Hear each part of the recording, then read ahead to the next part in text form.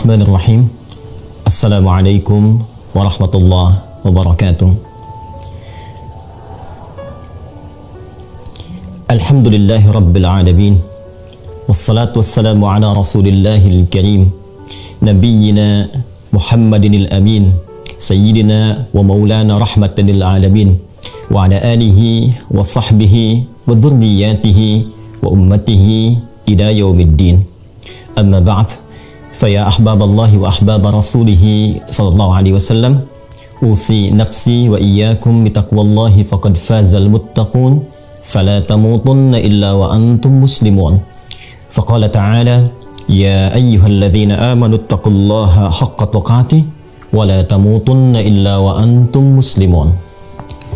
Yang kami hormati dan semoga dengan penghormatan kecil ini menghadirkan anugerah besar berupa kemuliaan di sisi Allah Subhanahu wa taala.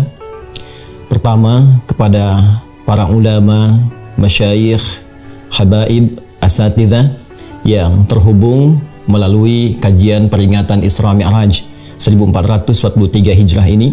Semoga kita semua yang terhubung pada saat ini senantiasa diberikan keikhlasan dan kekuatan oleh Allah Subhanahu wa taala dalam menyampaikan risalah wasiat Rasulullah sallallahu alaihi wasallam, yang dengan itu dapat dirasakan bimbingan kemuliaan pada umat, khususnya masyarakat Indonesia, baik yang berasal dari ormas-ormas Islam, Majelis Ulama Indonesia, Nahdlatul Ulama, Muhammadiyah, Dewan Masjid Indonesia, pun demikian juga dari Pusat Pengkajian dan Pengembangan Islam di Jakarta.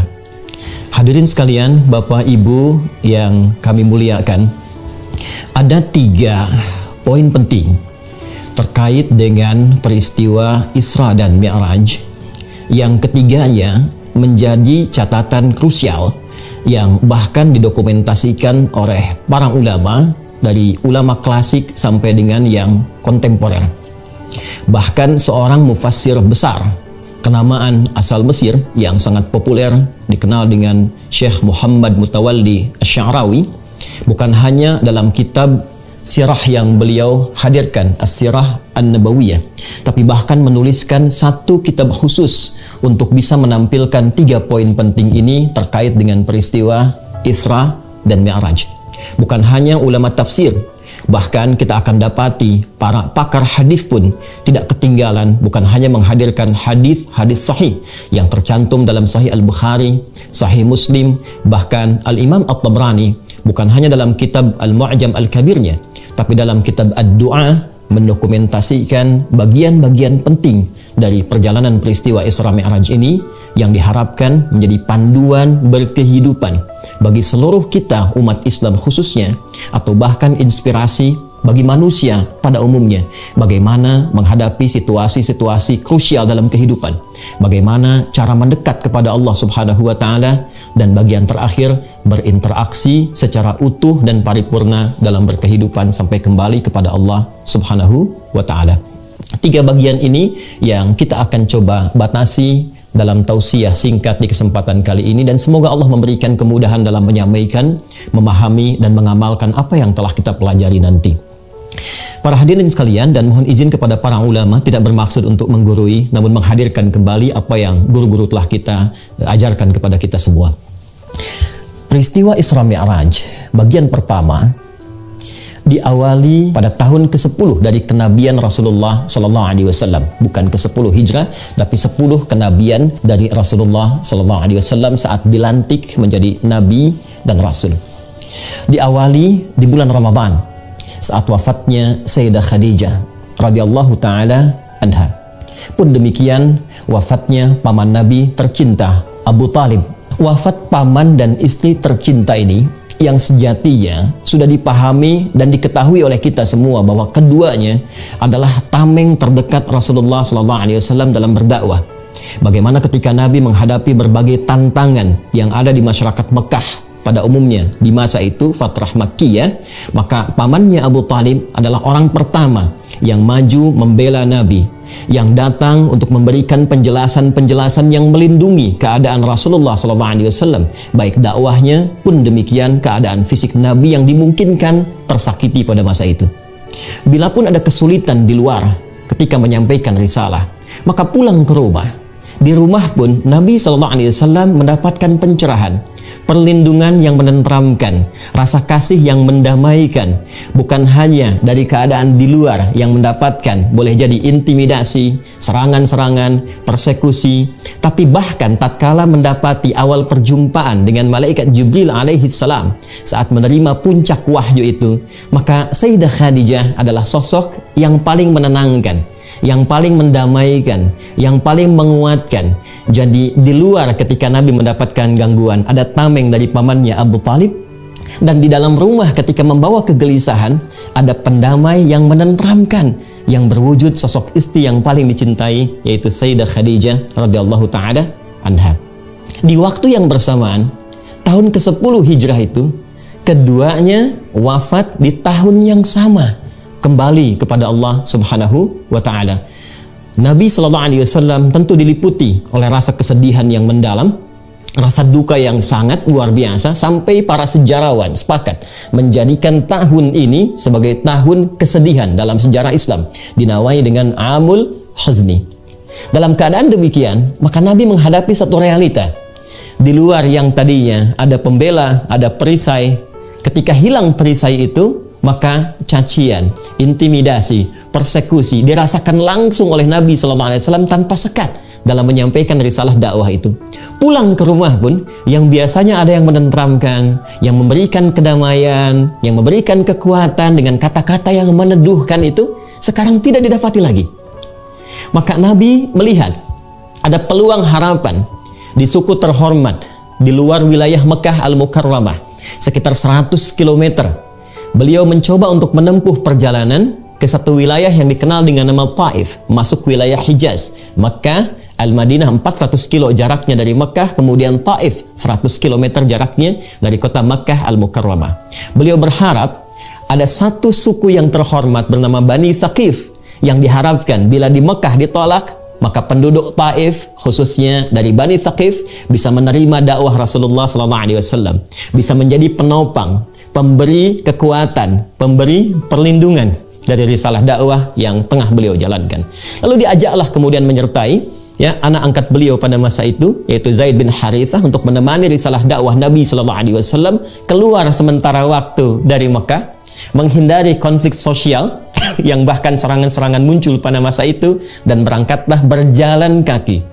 Kita garis bawahi, berjalan kaki 100 km ke wilayah Taif. Namun apa yang terjadi?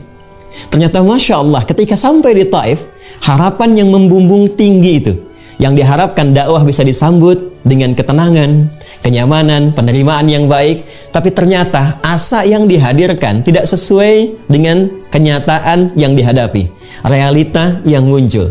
Ternyata alih-alih penduduk Taif, khususnya Bani Thaqif yang diharapkan datang menyambut dengan kehormatan, ternyata mereka merespon dengan tindakan-tindakan yang bukan hanya mengecewakan, tapi bahkan menyakiti. Bila di Mekah Nabi mendapatkan perlakuan dari caci maki, lemparan kata-kata yang kotor, maka di Taif bahkan lemparan kata itu bukan hanya berubah menjadi makian, tapi juga lemparan sesungguhnya berupa bebatuan. Betapa Nabi SAW mengalami situasi yang menyakitkan, bukan hanya kepada batin kalau kita tarik kepada situasi kita saat ini, tapi kaki beliau terluka. Zaid bin Harithah menjadi tameng sampai kepala bagian belakangnya pun kemudian terluka. Dan keduanya memutuskan untuk mundur sejenak, beristirahat di satu kebun kurma milik dua anak dari seorang bernama Rabi'ah. Dan disinilah kisah dan hikmah bermula, pengantar pada peristiwa pertama yang mengantarkan pada Isra dan Mi'raj. Ketika beliau sedang istirahat itu, maka malaikat Jibril diperintahkan oleh Allah Subhanahu wa ta'ala untuk menyampaikan pesan kepada malaikat penjaga bukit di Taif itu. Mintakan kepada Muhammad sallallahu alaihi wasallam, Sayyiduna Rasulullah, mintakan apapun yang diminta, taati. Di sini titik pembelajaran yang penting untuk kita semua, Bapak dan Ibu sekalian. Seperti telah kita ketahui, ketika sampai malaikat penjaga bukit itu dan menyampaikan, ya Rasulullah Muhammad sallallahu alaihi wasallam, apa yang engkau perintahkan, aku taati. Sekiranya engkau perintahkan aku saat ini untuk mengangkat bukit di Taif ini dan menimpakan kepada penduduk yang telah menyakitimu, maka seketika aku akan lakukan. Maka mari kita lihat bagaimana jawaban Rasulullah SAW di bagian pertama pembahasan tentang Isra Mi'raj ini, yang jawaban inilah kemudian didokumentasikan secara lengkap oleh Al-Imam At-Tabrani dalam kitabnya Ad-Du'a, pun dikuatkan dalam kitab Mu'jamnya. Dan ini bagian terpenting yang mengantarkan pada peristiwa Isra dan Mi'raj. Apa jawaban Nabi? Nabi mengatakan, "La, jangan lakukan. Fa innahum qaumun la ya'lamun."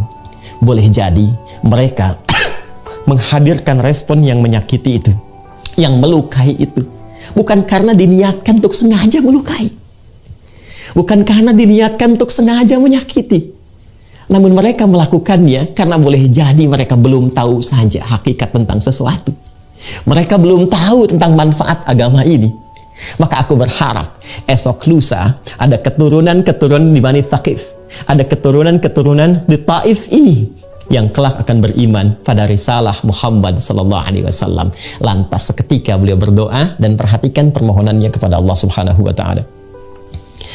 Ilahi, ilaika ashku dha'fa quwwati wa qillata hilati wa hawani 'alan nas. Ya Allah, saat ini aku mengaduhkan kepadamu tentang kelemahanku dan kurangnya dayaku di hadapan manusia. Ya Arhamar Rahimin, duhai yang sempurna kasih dan sayangnya. Anta Rabbul Mustad'afin. Aku menyadari dan meyakini Engkau adalah perawat setiap orang-orang yang lemah, golongan-golongan yang terlemahkan. Anta Rabbi, dan Engkau pun Rabb yang merawatku, yang menyayangiku, yang mengasihiku. Ila man takiluni. Setelah perlakuan di Taif ini, kemana lagi Engkau perkenankan aku untuk melangkah menyampaikan risalah dakwah? Ila ba'idin yatahajjamuni. Apakah ke tempat yang masih jauh dan di tempat itu masih ada sekelompok orang yang akan menyakitiku? Am ila aduwin malaktahu amri. Atau tempatnya masih dekat, yang ketika aku sampai ke tempat itu masih ada orang-orang yang tidak suka kepadaku lantas akan menyakitiku lagi. Masya Allah.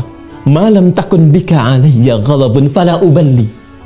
Sepanjang Engkau tidak marah kepada aku tidak peduli.